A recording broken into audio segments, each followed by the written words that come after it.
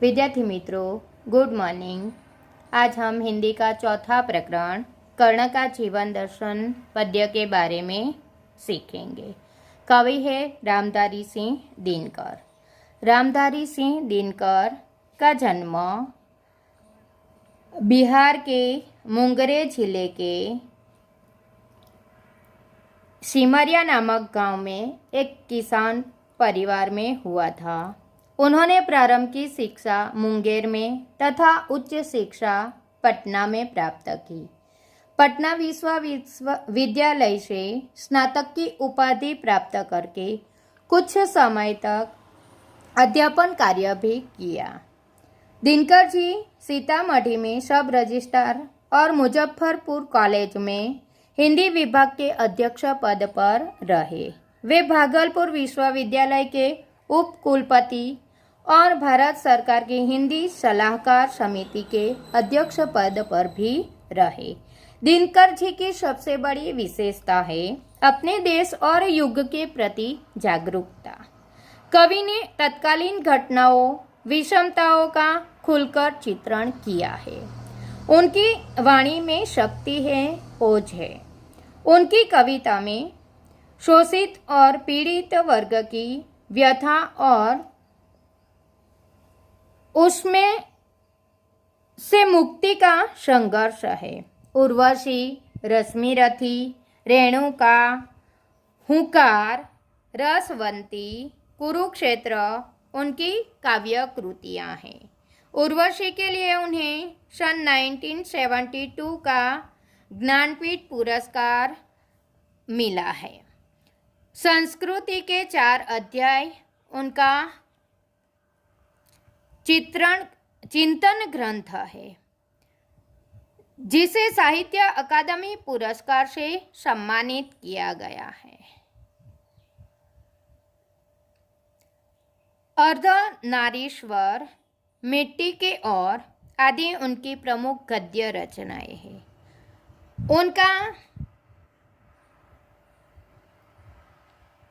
कृतित्व गुणवत्ता और परिमाण की दोनों दृष्टि से विपुल मात्रा में है। प्रस्तुत पद्य का प्रकार खंड काव्यांश है।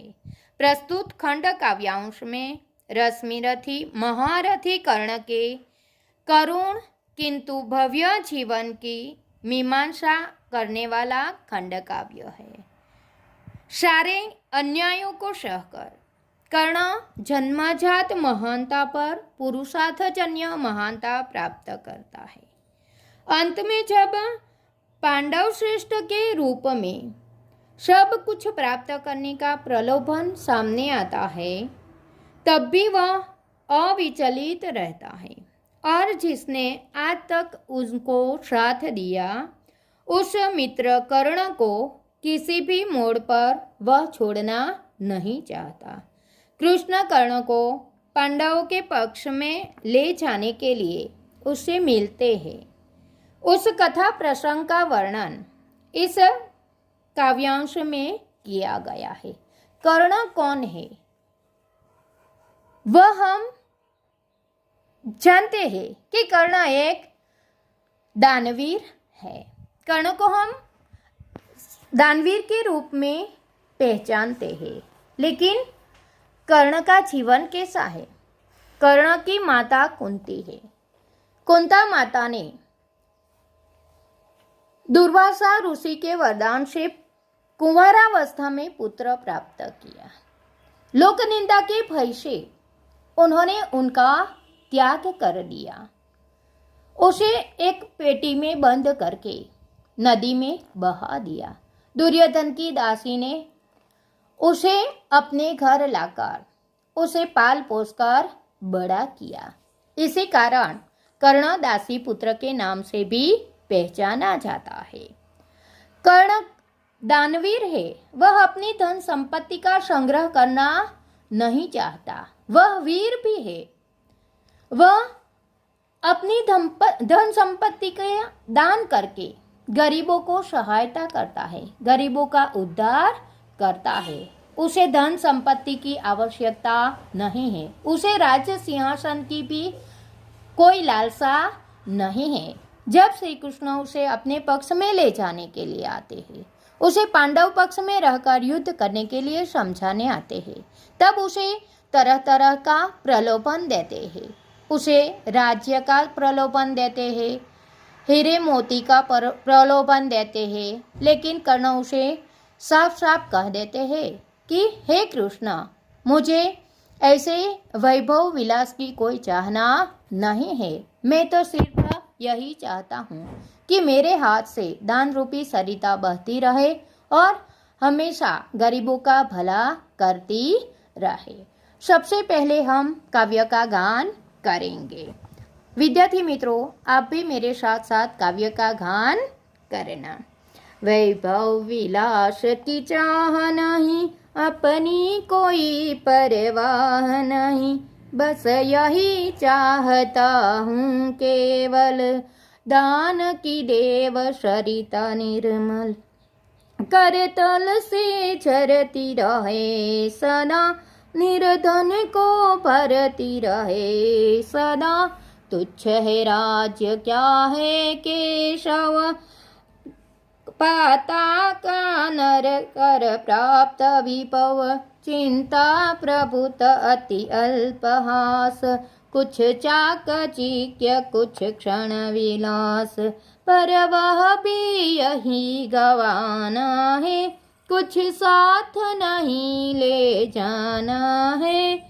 मुझसे मनुष्य जो होते हैं, कंचन का भार न ढोते हैं, पाते हैं धन बिखराने को, राते हैं रतन लुटाने को, जग से न कभी कुछ लेते हैं, दान ही हृदय का देते हैं। प्रासादों के कनकाप शिखर, होते कबूतरों के ही घर, महलों में गरुड़ न होता है, कंचन पर कभी न सोता है, बसता वह कहीं पहाड़ों में, शैलों की फटी दरारों में, होकर समृद्धि सुख के आधीन, मानव होता नित तप क्षीण, क्षत्ता किरीट मणिमय आसन,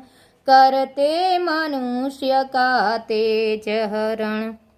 नर विभव हेतु ललचाता है, पर वही मनुष्य को खाता है।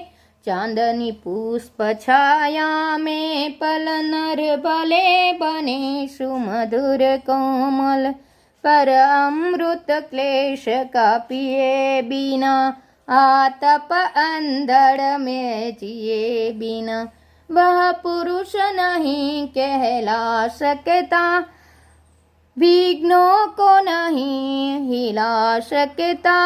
उड़ते जो झंझावातों में, पीते जो वारी प्रपातों में, सारा आकाश अयन जिनका, विषधर भुजंग भोजन जिनका, वे ही फणी बंद छुड़ाते हैं, धरती का हृदय जुड़ाते हैं। मैं गरुड़ कृष्ण में पक्षीराज, सिर पर न चाहिए मुझे ताज, दुर्योधन पर है विपद घोर, शकता न किसी विधौ से छोड़, रण खेत पाटना है मुझको, अहि पास काटना है मुझको, वैभव विलास की चाह नहीं, अपनी कोई परवाह नहीं, बस यही चाहता हूँ केवल, दान की देव सरिता निर्मल। विद्यार्थी मित्रों, यहाँ पर हमारा यह लेक्चर पूर्ण होता है। जय हिंद, जय भारत।